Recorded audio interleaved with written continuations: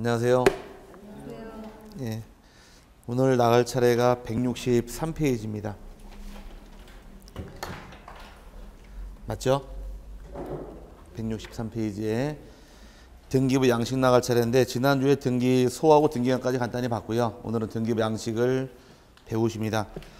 등기부는 정의가 부동산에 관한 내용 플러스 권리관계를 기록한 정보가 등기부인데 등기부는 여러분 교재 보니까 두 가지가 나오더라. 등기부는 토지 등기부도 있고 또 하나가 건물 등기부에서 등기부는 둘로 세분합니다. 토지 등기부하고 건물 등기부로.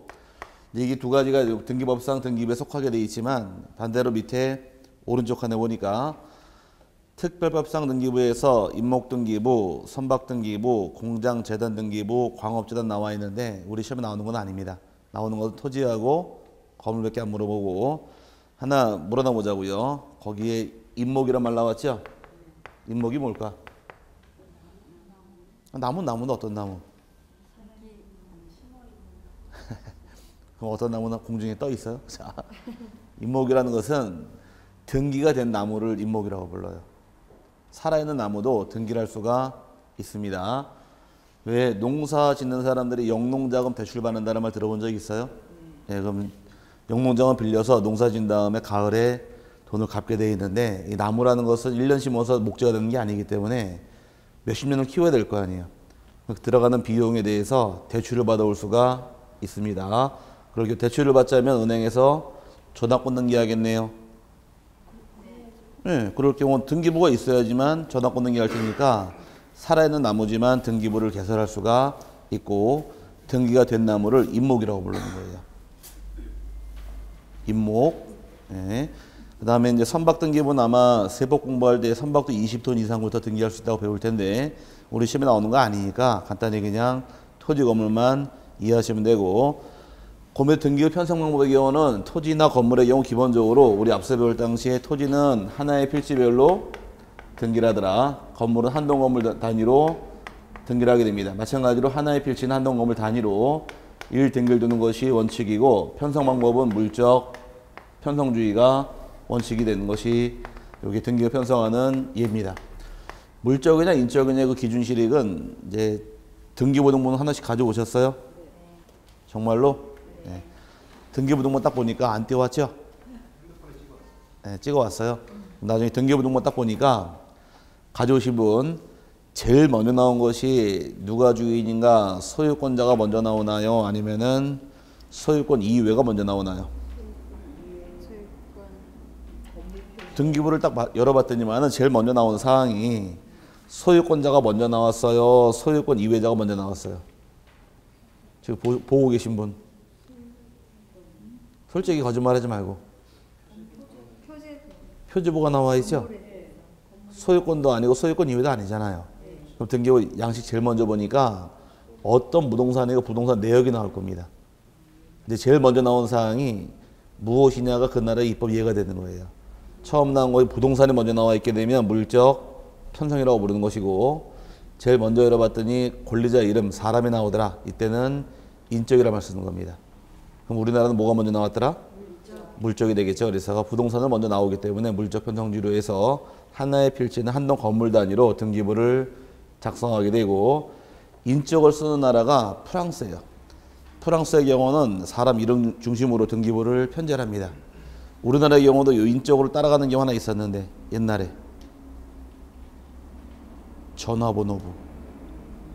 옛날 전화번호부 인명폰 보니까 사람 이름 나와 있고 쭉 이렇게 전화번호 나와 있었잖아요.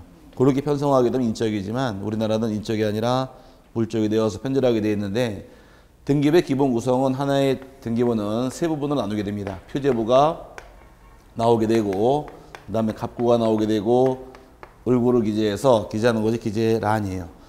표제부에 기재할 사항은 우리 앞서 배웠듯이 기재하는 사항은 토지나 건물의 부동산 내역을 적는 것이 표제부고 소유권 기재하는 것이 갑구, 소유권이 아닌 권리는 을구를 기재하는 것이 기본 내용이 되어서 이 등기부 양식이 어떻게 생겼는가를 여러분이 여기서 배울 겁니다.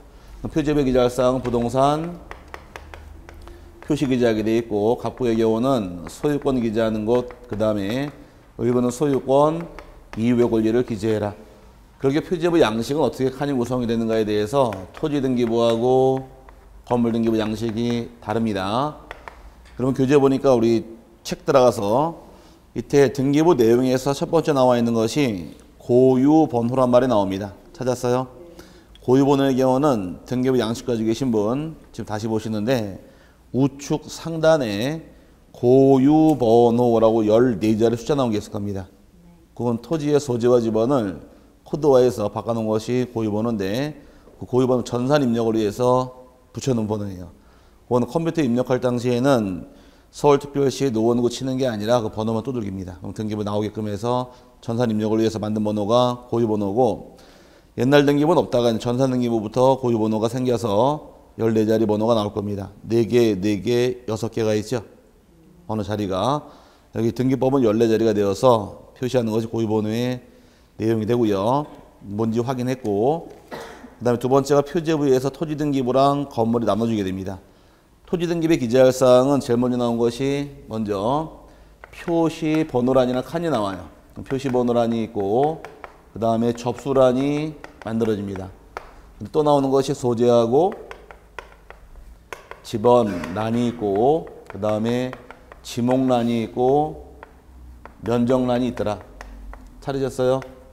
그 다음에 등기 원인 및 기타 사항란에서 요 칸이 만들어지는 것이 요게 토지등기 표제부입니다. 그래서 교재 보니까 나와 있는 것이 표시번호 나와 있고 접수칸이 있고 소재와 지번, 지목 면적 칸이 있고 등기 원인 및 기타 사항란에서 여기 표제부의 구성이에요. 찾으셨나요? 네, 그 다음에 건물 등기부는 기본 개념은 같아요. 표시번호 똑같이 기재하고 접수 기재하고 소재와 지번란 만들어집니다. 그 다음에 여기는 지목 면적란이 있겠지만 건물의 경우는 건물 내용란이 나와요. 건물 내용란에 건물의 구조하고 건물의 종류하고 건물의 면적을 적는 것이 여기 기재 사항이 됩니다. 그 다음에 등기원인은 똑같이 기재하니까 토지와 건물의 차이점은 여기 차이점이에요. 토지 등기부는 지목하고 면적란이 있지만 건물 등기부는 건물 내용란 안에 건물의 구조하고 종류하고 면적을 적게 됩니다. 여기에 기재사항이 사유다 보니까 칸의 구성이 밑에 건물도 표시번호, 접수, 소지와 지번 및 건물번호란 말이 나와 있죠. 건물번호라는 얘기는 뭘로 이해하시면 쉬워지느냐. 하나의 대지안의 건물이 여러 개가 있을 때에는 건물마다 번호를 부여하게 됩니다. 건물의 많은 이유. 대표적인 건물이 한옥집. 한옥집 울타리 안에 안채 있고 사랑채 있고 채가 많이 있게 됩니다. 그런 경우 번호를 붙이게 돼 있고 또 아파트 같은 경우도 동일한 지번상에 건물이 많이 있을 겁니다. 그때도 건물번호를 부여를 하게 됩니다. 근데 건물번호와 지번이랑 같이 보시면 되고요. 건물 내용란이 나오는데 그 건물 내용란에 기재할 사유가 세 가지예요. 책에 안 나와 있지만 건물 내용란에는 건물의 구조하고 종류하고 면적을 적게 됩니다. 구조는 철근 콘크리트 또는 벽돌재라고 적을 것이고 종류는 아파트인지 단독주택인지 연립인지를 명시하게 돼 있고 그 다음에 면적은 건물의 면적을 기재하는 것이 차이점이에요. 하나 비교할 것이 토지등기부도 면적이 나오죠. 이건 뭐의 면적이고 토지등기부는 토지의 면적, 이 면적은 건물의 면적이 되는 것이 서로 다르기 때문에 과거 아주 옛날의 기출문제에서 건물 등기 신청할 때 기재할 필요가 없는 것을 문제를 내서 답이 된 것이 토지의 지목과 면적. 토지 지목과 면적은 건물 등기할 때 기재할 필요가 없어서 한번 나온 적이 있으니까 기재할 사항은 따로 외우는 게 아니라 우리 지자법 공부할 당시 요건 외우시라고 그랬습니다. 토지 등기부에 등기한 사항은 4가지가 있더라. 소재, 지번, 지목, 면적만 기억하면 뭐 어렵지 않게 내용을 파악할 수 있는 부분이 될 것이고요. 그 다음에 갑구와 을구 나오는데 갑구에 기재할 사항은 같아요. 여기는 책이 없으니 간단히 적어만 드릴게요. 등기부 양식까지 오신 분 갑구 펴놓게 되면 갑구하고 란이 똑같습니다. 갑구 안에는 먼저 표시번호가 아니라 여기 순위번호란 칸이 있어요. 순위번호란 칸이 있고 그 다음에 접수란 칸이 있고 그 다음에 등기 목적란이 나오게 됩니다. 목적에는 기재할 사유가 소유권 보존인지 소유권 이전인지 적게 돼 있고 그 다음에 등기 원인 정론란이 있고 플러스 권리자 및 기타 사항란에서 나눠지는 것이 칸의 구성이에요. 그러다 보니까 이제 우리가 앞서 배울 때 등기의 순위는 같은 구에 실행한 등기는 순위번호고 다른 구는 접수번호다 설명드릴 당시에 순위번호란 번호는 여기 있는 겁니다. 갑군얼구에는 어떤 번호가 있어요? 순위번호가 있지만 표지번호는 순위번호가 아니라 표시번호가 있는 거예요. 그래서 서로 다르기 때문에 표지부에 있는 번호는 무슨 번호고? 표시번호가 되고 갑군얼구는 순위번호가 됩니다. 그래서 등기 순위 따질 당시에 같은 거는 순위번호만 따로 붙은 것이 그 뜻이에요. 등기부가 있으면 보면서 아하 이러고 넘어가면 금방 넘어갈 부분인데 등기부가 없으면은 혼자 신나게 떠들어도 어떻게 그림으로 그릴 수 없으니까 이게 시간이 좀 많이 걸립니다. 지난주에 빠졌어요. 네, 팔 들고 있어야지. 자, 어쨌든 간에 등기부 양식이다 이렇게 기억하시고 여기까지는 너무 쉽다 보니까 잘 주진 않아요. 잘 주진 않는데 이제 문제가 생기는 것은 그 밑에 구분 건물 차려졌어요. 네, 구분 건물 등기부 양식이 다르기 때문에 거기서 문제를 달고 나옵니다. 칠판에서 자, 토지와 건물은 별개 부동산이다 보니까 같은 등기를 같이 하질 않아요.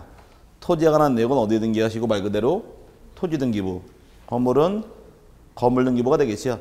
하지만 이 구분 건물, 아파트 같은 경우는 토지 건물을 같이 등기해버려요.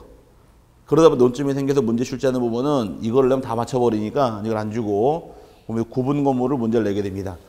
구분 건물의 경우는 양식이 요게 중요해요. 구분 건물이. 구분 건물의 경우는 자, 한번 따져보자고요. 한 동 건물이 있다고 가정을 하고 우리 집이 여기가 상계동 50번지고 이 건물 101동 501호더라. 예를 들어서 501호 우리 집일 경우에 501호는 아파트 건물이네요. 건물 등기부 양식이 다르다 보니까 따져보자고요. 501호 사는 사람이 소유자가 A라고 가정했을 경우에 A가 자기 집을 찾아오라고 남에게 알려줍니다. 어떻게 알려줘야 될까? 우리 집은 내배 짓고 찾아오래요. 상계동 50번지에 있는 뭐 주공아파트로 가정을 하고 몇 호예요? 501호 우리 집이라고 알려줘야겠죠? 그럴 경우에 A가 소개하는 집은 우리 집은 요 한동 건물 101동일 경우에 101동이 다 자기 건 아니겠네요. 그럼 상계동 50번지에는 101동 건물 중에서 우리 집은 몇 호? 501호가 우리 집이죠? 쉽게 얘기해서 잘하는 말 내 거 표현해서 이걸 등기부로 바꿔놔요. 등기부로 바꾸게 되면 한동 건물 전체 이 전체 내용을 알리기 위해서 전체를 알리기 위해서 표지부를 듭니다. 부동산 내역이니까 이해 갔어요? 그럼 첫 번째 표지부는 우리 집에 나오더라 전체가 다 나오더라. 전체가 다 나오는 겁니다. 한번 채워보자고요. 한동 표지부 이건 어디 있어요? 소재가? 아니 요거 상계동 집원은 50번지 그 다음에 이 건물의 구조는 내역란에 철근, 콘크리트, 슬라브조 종류는 5층 이상이니까 아파트가 되겠죠. 그 다음에 면적은 1층서부터 5층까지 면적이 다 나옵니다. 그럼 이런 건물이 있다고 알려주는 거예요. 그럼 첫 번째 표지부의 경우는 우리 집만 나오더라 다 나오더라. 다 나온 겁니다. 다 나온 중에서 우리 집이 몇 호래요? 501호죠? 501호도 건물이에요? 소유권이에요? 501호는 말 그대로 건물이니까 건물 내역을 확인하기 위해서 표지부를 또 듭니다. 그럼 이 501호는 소재가 어떻게 돼요? 상계동 집원은 50번지. 그 어려운 거 어떻게 알았어요? 상계동 50번지인 거 어떻게 알았어요? 위에 적어놨으니까. 똑같은 건 중복 기재하지 않습니다. 그럼 소재 집원 여기 나와 있으니까 요거는 적을 필요가 없는 거예요. 안 나오고. 근데 구조는 501호 구조가 마찬가지로 철근, 콘크리트가 되겠죠. 위에 있는데요. 이 구조는 101동 전체 구조. 요거는 501호 구조로 의미하는 거예요. 종류는 501호가 아파트예요? 연립이에요? 다세대예요? 아파트죠? 위에 나와 있네요. 중복 기재하지 않습니다. 그 다음에 이제 기재할 사항은 이 전체 건물 중에서 우리 집이 501호죠? 501호만의 면적이 나오는 거예요. 그럼 전체 건물 중에서 501호 85제곱미터만 내 거다라고 가정을 하게 되면 이제 확인할 수 있는 것은 상계동 50번지에 철근 콘크리트 된 아파트가 있는데 총 몇 층짜리 건물 중에서 5층짜리 건물 중에서 우리 집은 501호인데 면적이 얼마큼이다? 85제곱미터가 내 거다라고 나오는 겁니다. 그럼 소유자가 여기에 갑구로 해서 A가 찍히겠네요. 갑구에다가 이해 갔어요? 이렇게 구성하게 돼 있어요. 그러다 보니까 갑구에서 월구도 만들어지기 때문에 아파트 건물 등기부는 기본 장수가 넉 장이 기본이에요. 부분을 네 부분이란 말 쓰는데 한 동 전체 표제부하고 전혀 부분 표제부하고 갑구 월구로 구성하는 것이 양식이다 보니까 일반적인 등기부는 이쪽에서 몇 부분이고 아유 졸려 죽겠다 그죠? 자, 일반적인 등기부는 표제부하고 갑구하고 월구 세 부분의 등기용문제 구성인 반면 아파트의 경우는 세 부분이 아니라 네 부분이에요. 한 동 건물 전체 표제부, 전혀 부분 표제부, 갑구 월구 네 부분을 1등기로 구성하는 것이 양식이다 보니까 아파트 건물 등기부등본 뗀다거나 열람할 때 이 넉 장을 1등기로 같이 줘버립니다. 그래야지 전체 확인할 수 있기 때문에 여기 양식이에요. 근데 문제가 되는 것은 이렇게만 나와주면 좋은데 문제는 아파트 살 때 500으로 사는 사람이 건물 외에 대지의 지분도 있겠네요. 지분. 그 지분이 얼마큼인가 확인하기 위해서 대지권을 같이 등기합니다. 그래서 한동 건물 표제부 밑에 바로 보게 되면 따라붙는 것이 대지권의 목적인 토지의 표시란 말이 따라붙는데 이거 외울 게 아니라 지금은 안 외워져요. 한 3번 들어야 이거 외워질 부분이니까 부담을 갖지 마시고 자, 이 한동 표제부 밑에 보게 되면 하단부에 이걸 뺄게요. 하단부에다 기재하는 것이 대지원의 목적인 토지의 표시란 것을 기재하는 것이 기재 사유입니다. 나중에 다 암기할 사유예요. 한동 표제부는 대지권의 목적인 토지의 표시 적게 되어 있고 전혀 부분에 기재할 사유는 대지권의 표시를 기재하는 것이 기재 사유입니다. 이 두 가지 같이 부를 때 대지권 등기라고 부르는데 이제 말이 워낙 어려우니까 말을 풀자고요. 여기 잠깐 보시고 아파트 대지는 누구 땅인가요? 입주민 전원의 공동소유죠. 그 개개의 소유자 갖고 있는 지분을 세 글자로 대지권이라고 부르는 거예요. 그럼 여러분이 아파트 분양받을 당시에 대지의 지분을 세 글자로 뭐라고 부르더라? 빨리 외쳐야 돼요. 워낙 어려운 말이니까. 대지권이라고 부르는 겁니다. 그럼 잘 들으실 거. 이 한동 건물 주민 전체 주민들이 지분으로 소유하고 있는 땅이 있죠. 어떤 땅? 상계동 50번지. 상계동 50번지 이 대지를 이 주민들이 다 지분으로 나눠 먹고 있는 거 아닌가요? 그 지분을 세 글자로. 대지권. 그럼 자, 잘 들으실 건. 이 전체 건물 주민들이 대지권, 지분으로 가지게 된 땅이 어떤 땅인지 그 땅을 알려줘라가 대지권의 목적인 토지의 표시예요. 그럼 어떤 땅을 지금 지분으로 갖고 있더라? 소재는 상계동, 집원은 50번지, 지목은 한 글자로 대, 면적은 1000이라고 나오게 되면 1000제곱미터 땅을 전체 주민들이 한동 건물 주민들이 지분으로 가지고 있다 이 뜻인 거예요. 그럼 이 중에서 내 지분이 있겠네요. 내가 500으로 분양받을 당시에 지분, 그 세 글자로 뭐라고요? 대지권. 그럼 내가 500으로 분양받을 당시에 내 지분이 얼마큼인가 지분을 알려줘라가 대지권의 표시라는 거예요. 그럼 대지권의 표시라는 것은 아파트 분양받을 당시에 땅을 샀는지 빌렸는지 그 대지권 종류가 나옵니다. 그 집을 지을 당시에는 반드시 땅을 사야 될까 빌려도 가능할까? 내가 집을 짓고 살라 그래요. 이 땅에다가. 그럼 이 땅을 반드시 사야지만 집을 짓고 살 수가 있어요. 빌려도 가능해요. 빌려도 가능하죠. 그래서 나중에 민법 공부하시다 보게 되면 이런 말이 나옵니다. 대지 사용권은 집 짓고 대지로 사용할 권리는 소유권에 한하지 않는다요. 그럼 땅을 사도 그만이고 빌리더라도 상관이 없는 겁니다. 관습적으로 우리가 주변에 땅을 빌려 집을 짓고 살다가 수확게 되면 콩이나 벼를 이렇게 땅료 지료 지급하는 경우가 있을 거예요. 그 땅을 빌려 쓰는 자들을 나중에 민법 공부하게 되면 지상권자라고 불러요. 뭐라고요? 지상권자. 왜 주변에 땅 주인은 홍길동이고 건물주인 이몽룡이더라. 그럼 땅 주인, 건물주인 다른 경우 있죠? 그럼 건물주인은 남의 지상을 이용할 권리가 있네요. 그걸 줄여서 지상권자라고 부르는 거예요. 그럼 집을 짓고 살기 위해서 소유권도 가능하고 소유권 이유도 있겠네요. 그럼 땅을 빌렸는지 샀는지 여기 나오는 겁니다. 그럼 땅을 사게 되면 권리의 종류가 소유권 찍힐 것이고 비율이 나와요. 비율은 전체 면적이 얼마? 1000제곱미터죠? 1000제곱미터 중에서 내가 가진 지분은 60이라고 나오게 되면 아, 내 지분이 60만큼만 내 지분이 확인이 가능하게 되는 겁니다. 이걸 물어봐요.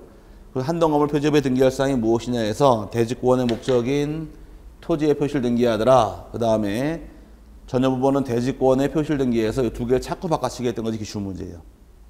그러다 보니 여기는 나중에는 이제 시험보 입학해서 다 외우셔야 돼요. 어쩔 수 없어요. 외우는 것도 본 다음 외우시면 편해요. 안 본 사항 외우라. 너무 어려우니까 아파트 건물 등기부 열어보게 되면 한동 표지부 밑에 따라붙는 것이 대지권의 목적인 토지의 표시란 란이 있고 다음 표지부는 대지권의 표시란 칸이 있게 되는 겁니다. 요걸 물어보는 기출 문제예요. 말이 비스무리하기 때문에 자꾸 바꿔치기를 하는데 자, 다시 한번 보자고요. 일반적인 토지나 건물 등기부 몇 장이고 일반적인 토지나 건물 등기부는 석장이다. 표지부, 갑구, 그리고 석장을 구성하게 되어 있는데 아파트 같은 경우는 석장이 아니라 넉장이에요. 한동 건물 전체 표지부가 있고 501호 우리 집 전여 부분 표지부가 있고 갑구하고 을구가 들어오는 것이 내용인 반면에 일반적인 토지와 건물은 같이 등기하는 경우가 없더라요. 하지만 이 아파트 건물 등기부는 건물에 관한 내역이 있고 여기 건물 내역이네요. 이쪽은 대지에 관한 사항 나와 있죠? 대지 같이 등기해버렸네요. 아닌가? 같이 등기했잖아요. 그럼 이쪽에 특이한 게요, 저쪽에 특이한 거. 이게 특이한 거예요. 그럼 매를 말해도 여기서 문제 받게 되는 거예요. 이걸 낸 것이 이거 계속 내요. 계속 내기 때문에 이것도 외워놓으셔야 돼요. 나중에는 한동 표지부는 뭘 기재하느냐? 대지권의 목적인 토지의 표시. 이 말은 전체 주민들이 지분으로 가지게 된 땅이 어떤 것인지 그 땅을 알려주라가 대지권의 목적인 토지의 표시라는 것이에요. 그 다음에 이 중에 내가 가진 지분을 세 글자로 대지권이라고 부르더라. 그럼 대지권이 얼마큼인가 대지권을 표시하는 것이 내용이 되는데 나중에 이 등기할 사항을 쭉 풀고 들어와요. 그래서 나중에 잡아낼 수 있으니까 이 부분이 중요한 겁니다. 그래서 여러분 교재에서 맨 밑에 박스 보니까 고분 건물 찾으셨어요? 네, 보니까 한동 건물의 표시 기재라 그래서 표시번호 나올 것이고 접수 나오고 소재 지번, 건물 명칭, 번호와 건물 내역, 등기원인과 연호를 나오는 데가 중요한 내용은 아니고요. 2번이 중요한 말입니다. 2번의 경우는 대지권의 목적인 토지의 표시 찾으셨어요? 네. 요걸 물어보는 겁니다. 요걸 물어보고 그 세부적인 등기사항 가지고 외우지 마세요. 그 다음에 전여부분 표지부의 경우는 표시번호란이 있고 접수란, 건물 번호란, 건물 내역란, 등기원인 및 기타 사항란을 두 대. 중요한 말은 대지권의 표시란에 따라 붙는 겁니다. 대지권의 표시라는 경우는 대지권의 종류나 비율을 적게 되어 있는데 지금은 세부적인 사항 외우지 마시고 틀만 기억하세요. 한동 표지부에 들어갈 대지권에 관한 내역은 무엇입니까? 물어보게 되면 대지권의 목적인 토지의 표시다. 그 다음에 전여 부분은 대지권의 표시다라고 배웁니다. 여기까지 이제 기본적인 개념이 끝났고 나중에 실력이 좋아지시면 하나를 더 들어가요. 그러면 요거는 아파트 건물 등기부, 토지 등기부? 건물 등기부죠? 그럼 여러분 사시는 아파트 대지 칠판상에서 상계동 50번지네요. 상계동 50번 아파트 대지도 토지죠?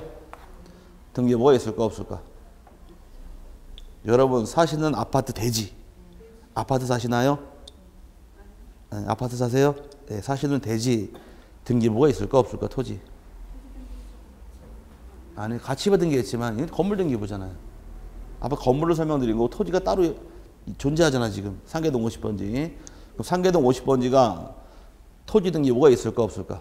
있잖아요 우리끼리. 하나 둘 셋. 그러니까 아파트 대지 상계동 50번지 요거는 어떤 등기부고 건물 501호 등기부고 대지 토지에 관해서 같이 등기했지만 이 등기부는 건물 등기부라는 얘기입니다. 아파트 501호. 이해 갔어요? 그러면 상계동 50번이나 토지가 있잖아요. 얘가 등기부가 있느냐요. 이걸 물어보는 것이 지금 하고 싶은 얘기예요. 자, 있을 것 같아요? 없을 것 같아요? 있을 것 같다. 네. 있을 것 같아요? 없을 것 같아요? 괜찮아요. 우리끼리는 뭐.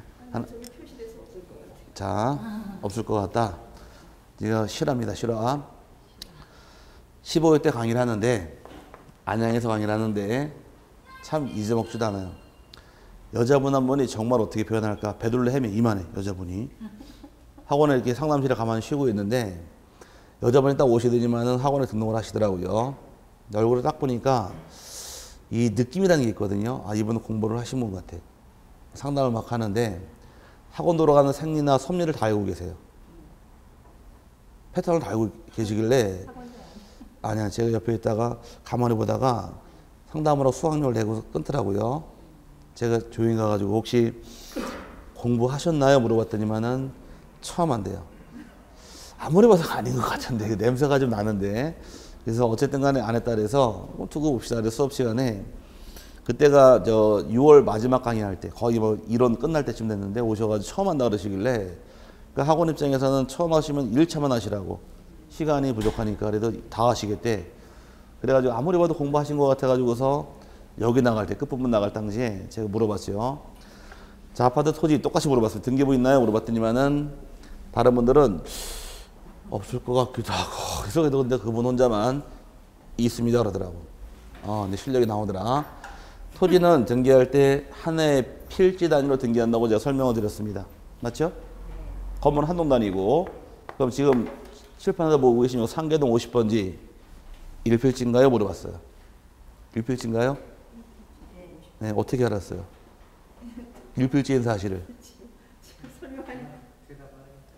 이유를 알아야지. 항상 공부할 때는 그냥 대고 외우는 잘하는 게 아니라 저게 왜 그런가 이것만 달고 들어가시면 돼요. 답은 나와요. 답은 떨어져요. 지난주에는 합격자 모임을 많이 해가지고서 아주 그냥 간이 팅팅 보이는데 근데 3월달에 오신 남자분 한 분이 우정사업본부 다니시는 공무원이신데 끝나면 학원에 꼭 8시에 오세요. 저녁 드시고 퇴근해서 딱 8시에 오시는데 어떻게 공부하냐고 물어보시길래 대고 외우는 한계가 있다. 그러니까 결론이 나왔을 때 왜 나왔는가 한번 생각만 한번 해보시라 그랬어요. 근데 저한테 오시더니만은 덕분에 공부가 많이 됐대요. 왜 이유를 파악하니까 공부가 되더래요. 그냥 1 더하기는 2다 이걸 외운 게 아니라 왜 2가 될까 한번 생각해 보니까 이렇게 돼서 가는 거구나 그래서 방향을 잡겠다는 얘기를 하더라고. 그래 쉽게 좀 갔다 합격을 했다라고 말씀하시는데 2차 점수가 몇 점인지 아세요? 2차 평균이? 놀랬어. 딱 60점이야. 그래서 금태 눌렀어요. 야, 학교로는 하나가 부족했는데 3개가 구제가 되면서 1차 합격하고 그래가지고서 주워 먹은 분이 이분이에요. 요번에 그래서 1차가 하나가 안 됐어요. 2차 딱 맞았고 24개가 맞아야 되거든요. 과목마다 48개가 맞아야 되는데 47개가 나왔었습니다. 그러니까 이의직이 안 받아줬으면 물 먹었고 받아주면 딱 턱걸이 넘어가는데 그래도 3개 받아주다 보니까 남았다 그러더라고. 그래 오셔가지고서 이 얘기를 하시는데 어쨌든 간에 왠지만 하시면 돼요. 그럼 상계동 50번지 1필지인가요? 하나의 필지예요? 맞아요? 아니에요? 맞다라고 가정했을 때 1필지인 거 어떻게 하셨어요? 집원이 하나니까. 집원이 하나밖에 없잖아요. 50번지라고. 오케이? 그러니까 그 새로 오신 지금 이렇게 새로 오신 분들은 입도 못 열고 계신데 그 이 뚱뚱하신 분께서 하나의 필지인가요? 네. 실력이 나온다. 하나의 필지가 어떻게 알았나요? 물어봤더니 하시는 말씀이 집원이 하나잖아요. 딱 그 말이 나오더라고. 이거는 실력이 돼 있는 거야, 안 돼 있는 거야? 돼 있는 거죠. 그 정도 말이 나온다는 얘기는. 지금 처음 오신 경우에 집원이란 말을 아세요? 집원이 뭔지 번지인지 막 헷갈렸잖아요. 근데 그 말이 자유롭게 나온다는 얘기는 공부가 돼 있다는 얘기입니다. 근데 15회 때 붙을 것 같아, 떨어질 것 같아요? 떨어졌죠? 15회 때 워낙 어려워서. 15회 때 붙은 사람이 없습니다. 안양 강의할 때 안양은 한 학원에 1000명이 있었어요. 수강생이. 그래서 저희는 죽었습니다. 아주. 아침에 강의해서 한 타임 끝내고 점심 먹고 2시 반서부터 또 한 타임 끝내고 저녁 8시에 먹고 또 7시 또 들어가야 되고. 그러니까 말하는 기계예요. 나중에는 사람 얼굴 보는 것도 싫어. 그냥 말하는 것도 싫고 집에 가서 말 시키면은 이러고 지금 말았는데 그래도 그 시절이 지나니까 그립네. 지금은 자 야간반 강의실도 꽉 찼어요. 그때는 얼굴이 안 보일 정도로 많아가지고서 재밌었는데 그 당시에 1000명 중에서 합격생 한 10명 나왔나? 다 떨어졌습니다. 그게 15회 시험이에요. 워낙 어렵다 보니까 의시아시 데모에서 재시험 봤잖아요. 근데 그게 붙을 수가 없으니까 7개월 후에 재시험 보고 합격한 분이 그분이신데 어쨌든 간에 그 말이 나왔습니다. 할 말 다 했네요 이제. 그럼 자, 답 알려드렸으니까 아파트 토지 등기부 있다 없다? 있어요.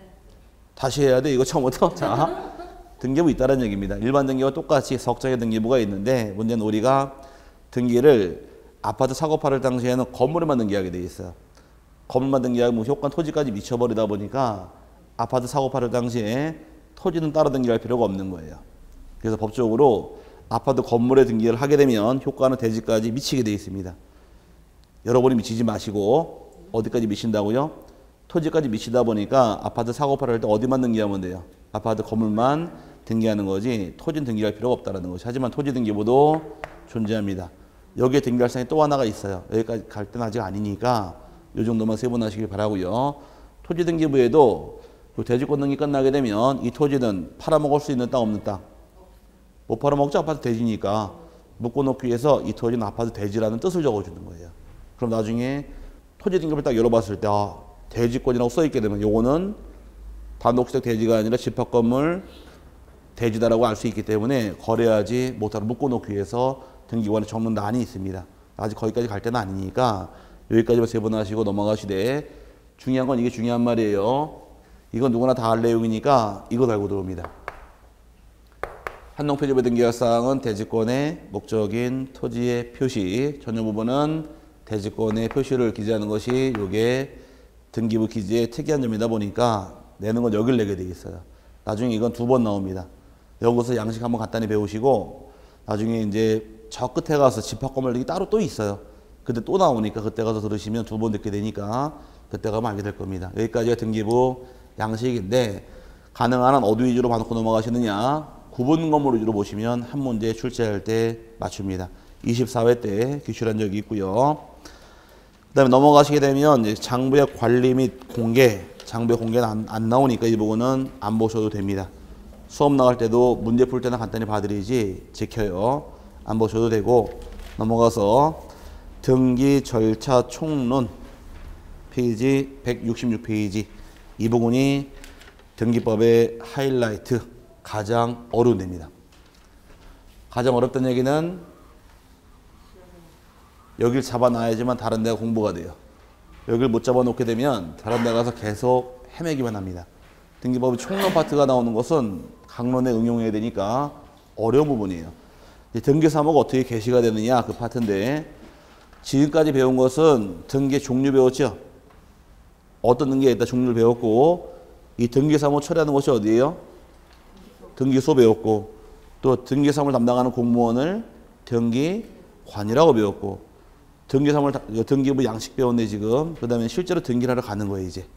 등기소 등기 신청하러 갔을 경우에 신청할 때 모양새가 어떤 게 있느냐, 그 다음에 신청할 자격이 누구냐, 요거를 배우는 것이 이 부분입니다.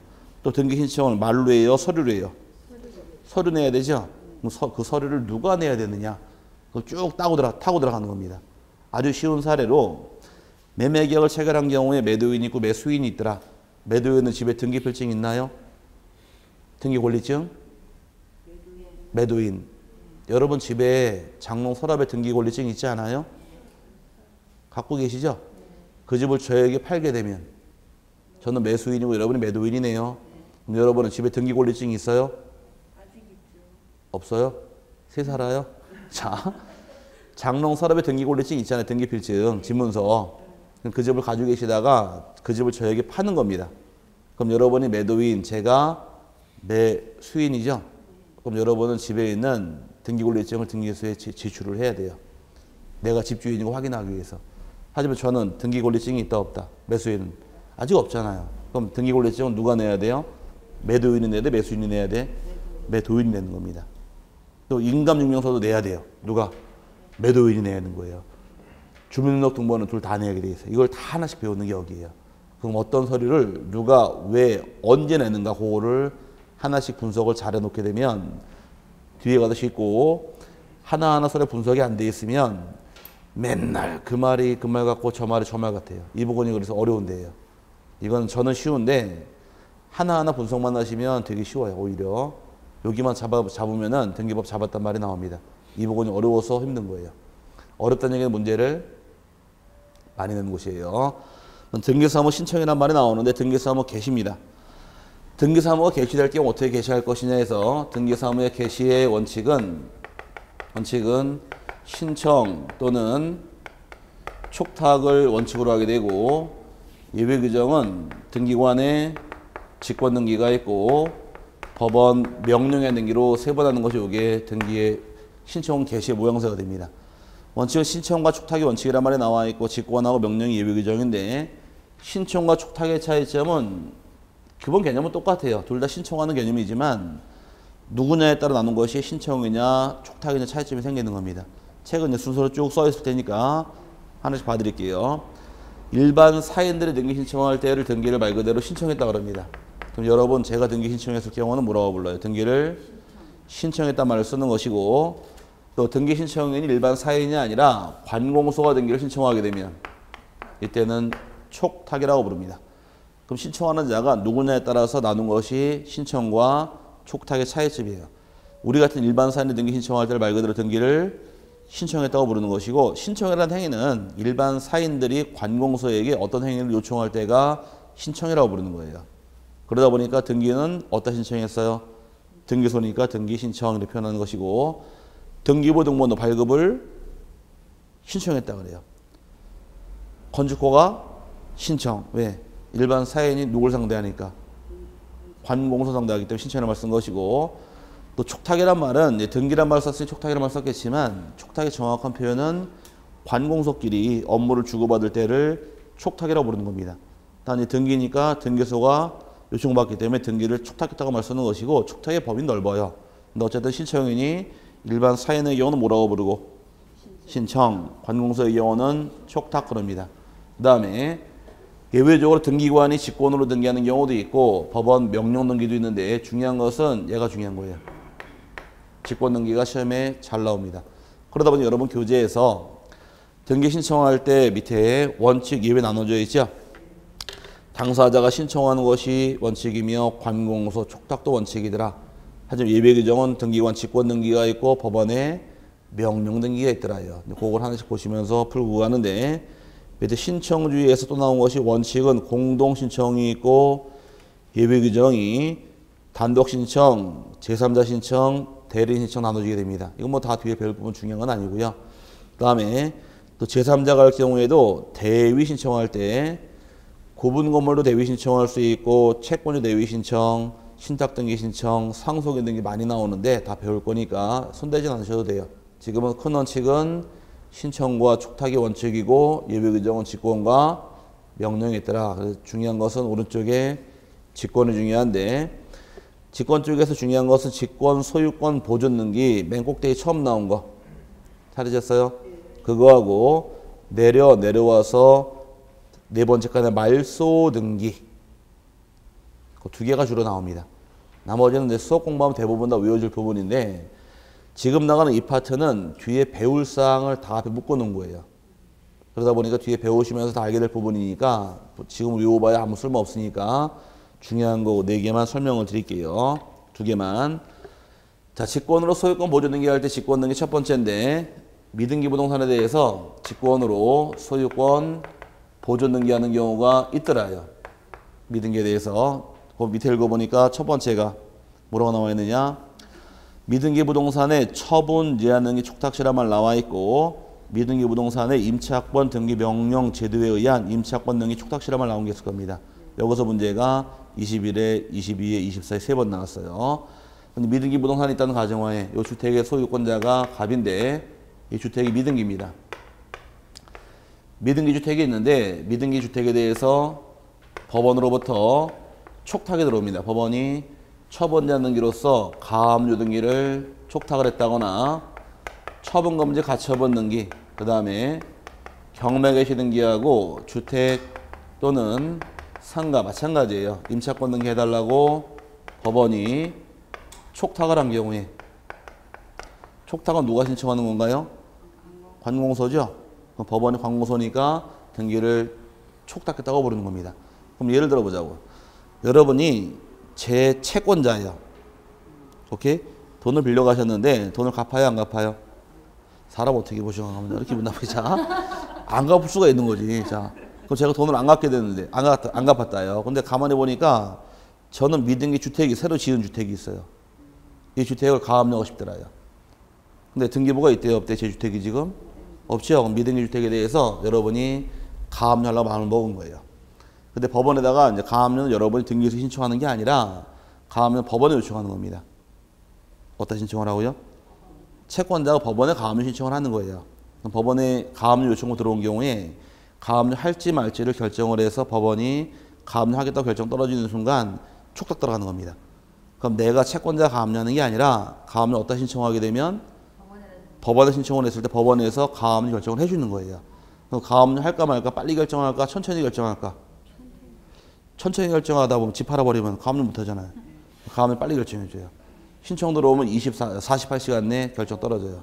판사가 가압류 한다 결정 떨어지는데 가압류가 떨어지게 되면 채권자 입장에서 상당히 피해볼 우려가 있더라고요. 채무자 입장에서. 가압류가 떨어지는 순간 그 가압류 채무자 입장에서 제 집에 가압류 떨어졌죠? 그럼 제가 신용도가 추락을 하다 보니까 은행 이자율이 올라가요. 그런 거 아세요? 은행에 대출받은 게 있잖아요. 그럼 이자율이 조정이 들어간다고. 제가 신용도가 떨어지니까. 가압류 왜 들어왔어요? 내가 돈을 안 갚아서 들어온 거 아니에요. 그러니까 이자가 돈 떼모은 게 있구나. 그래 신용도가 불안해지니까 위험도가 크다는 얘기는 이자가 올라가게 돼 있는 거예요. 신용이 좋은 사람, 이런 사람은 이자가 낮게 가지만 신용도가 없는 사람들은 이자율이 높아요. 그러니까 가압류가 들었다는 얘기는 신용도가 추락이 되니까 은행 이자가 올라가게 됩니다. 근데 이 가압류가 아무것도 아닌 가압류더라. 그럼 나중에 가압류 때문에 한 번 올라간 이자율은 떨어지질 않아요. 그런 피해가 생길 수 있잖아요, 제가. 그걸 방지하기 위해서 가압류 할 때는 여러분이 일정의 돈을 걸어야 돼요.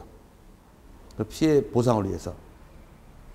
만약에 내가 1억 받을 돈이 있더라. 예를 들어서 채권 증서가 정확하게 증명이 되는 경우는 법원 판사가 실무상에서 한 10%를 공탁 걸려고 그래요. 그럼 1억일 경우는 얼마? 1,000만 원을 법원 맡겨야 됩니다. 근데 정확한 근거가 있는 경우는 그 1,000만 원 맡기는 거를 보증보험으로 가름을 해줘요. 근데 정확한 근거도 없대요. 통장에 돈 빠져간 근거 맞지만 이게 돈을 빌려준 건지 뭔지 알 수가 없잖아요. 가압류 들어올 당시에는 차용증 같은 게 없을 경우는 심지어 이 가압류 남용을 막기 위해서 채권액의 50%까지 현찰로 맡기라고 합니다. 그러니까 1억 받기 위해서 얼마를 맡겨야 돼요? 5천만 원 맡기는 거예요. 법원에다가. 그래야지 가압류 떨어뜨려 주는 거예요. 이 가압류가 만만한 게 아니에요. 남의 소유권에 가압류 들어왔다. 이거는 법원의 결정을 통해 들어오다 보니까 채권자 마음대로 가압류하는 것은 아닙니다. 뭔 말인지 갔어요? 그 채권자가 가압류한다 그러니까 그냥 편안하게 가압류하는 게 아니라 법원의 요청을 통해 법원의 결정을 통해 들어오는 게 가압류예요. 아시겠죠? 뭐가 궁금하셔서? 제가 돈을 1억을 빌렸잖아요. 빌려주셨다 그랬죠 아까 저한테. 네. 자 이제 해결됐어요? 자 그럴 경우 이제 그럼 법원 입장에서 가압류라고 촉탁이 들어왔네요. 근데 가압류 등기 하기 위해서는 전제조건이 등기부가 있어야 돼요, 없어야 돼요? 법원이 가압류 등기 하라고 지금 등기 촉탁이 들어왔잖아요. 그럼 등기관의 촉탁을 딱 받은 경우에 가압류 등기를 하긴 해야 되는데 등기부가 지금 있다 없다? 미등기 없잖아요. 그럼 등기부가 있어야지 가압류 등기 할 텐데 등기부가 없으니까 이 가압류 하려고 등기관이 1순위로 갑의해야 될 갑의 소유권 보존 등기를 등기관이 직권으로 실행을 해줘요. 직권으로 실행해주고 난 다음에 법원이 어떤 등기해라? 가압류해라죠. 2순위로 가압류가 떨어지는 거예요. 이럴 경우 시험에 나오는 것이 직권으로 소유권 보존 등기하는 경우는 어떤 경우가 대상입니까? 요걸 시험에 내는 겁니다. 오케이? 그래서 책에는 그냥 처분자등기란 말 나와 있는데 처분자등기 요 세 가지를 의미하는 거예요. 가압류, 가처분, 경매개시 등기. 임차권 나와 있으니까 요 네 가지가 시험에 21회, 22회, 24회에서 3번 나온 거예요. 이렇게 자주 나왔다는 얘기는 또 낼까요? 또 냅니다. 중요한 파트니까. 그래서 직권으로 소유권 보존 등기하는 경우 모두 몇 가지예요? 4가지. 미등기에 대해서 가압류, 가처분, 경매개시, 주택 상가 임차권 촉탁이 있는 경우에 직권으로 소유권 보존 등기합니다. 그 다음에 변경 등기는 아직 볼 필요는 없고요. 경정도 볼 필요 없고 그 다음에 말소 등기 볼 텐데 직권 말소할 때 여기는 중요합니다. 근데 직권 말소할 등기가 뒤에 배워야지 다 알 부분이에요. 아직 시간 한 5분 남았어요. 여기까지 본 다음에 끝내드릴게요. 몸시계는 정확하죠? 아닌가? 사람 몸시계만큼 정확한 시계가 없습니다. 예. 제가 그 터키 갔을 때 3년 전에 8시간 반 날라갔거든요. 터키까지.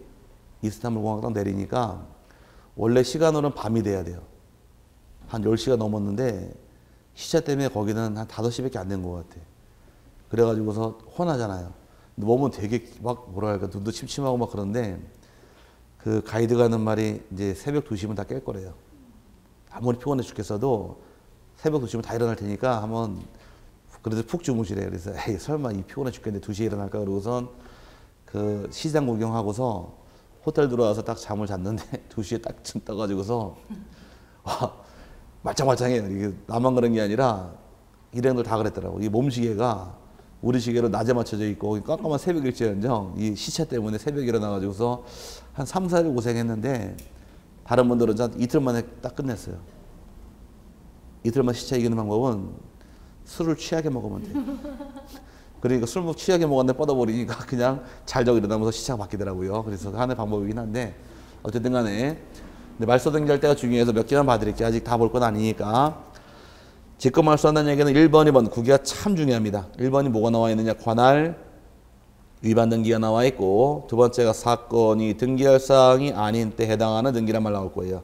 이 두 개는 무조건 암기하셔야 돼요. 자, 직권말소할 등기의 경우는 나머지 부분 다 배워야 될 부분인데 직권말소할 등기는 둘은 외우셔야 됩니다. 하나가 뭐가 있고 관할을 위반한 등기가 하나가 있고 또 하나는 사건이 등기할 사항이 아닌 때 찾으셨어요? 이 두 가지는 등기법상은 절대 무효등기로서 효과 인정할 수가 없고 이 두 가지는 무조건 직권으로 말소합니다. 이순재 씨가 좋아하는 거 있죠? 묻지도 않고 따지지도 않고 직권 말소하게 돼 있고 이 두 개 등기 실행을 했을 경우에 왜 이 두 개 등기 실행했냐고 법원에다 이의 신청도 제기할 수가 있다가 됩니다. 이 두 가지 무조건 외우셔야 돼요. 근데 등기법에서는 처음부터 끝에까지 무효 등기가 몇 개 있습니까? 물어보게 되면 이 두 가지예요. 두 가지 뭐하고 뭐 관할 위반 등기와 사건이 등기할 것이 아닌 때 이 두 가지만큼만은 무효입니다. 관할 위반이라는 얘기는 여러분이 계신 곳이 노원구다. 그럼 노원군에 등기소가 있습니다. 그 등기 거기서 하게 되어 있는데 모르고서 저기 대전 놀러 갔다 대전가 등기 신청하는 경우 관할 등기소가 어디께? 노원께 대전가 등기 신청해버렸죠? 그럼 등기소가 바뀌었네요. 노원에 할 걸 대전 등기소가 했던 얘기는 이걸 관할을 위반했다고 불러요. 관할을 위반한 경우는 무조건 무효입니다. 그 다음에 또 하나가 사건이 등기할 것이 아닌 때 얘가 오지랖이 넓어요. 뭐라고요? 오지랖이 넓다고요. 혹시 민법제 103조 배웠어요? 103조 선량한 풍속 기타 사회질서를 위반한 법률에는 무효로 한다 이렇게 배웠죠? 그럼 뭐가 반사의 질서인지 법조문상 나와 있던가요? 안 나와 있죠?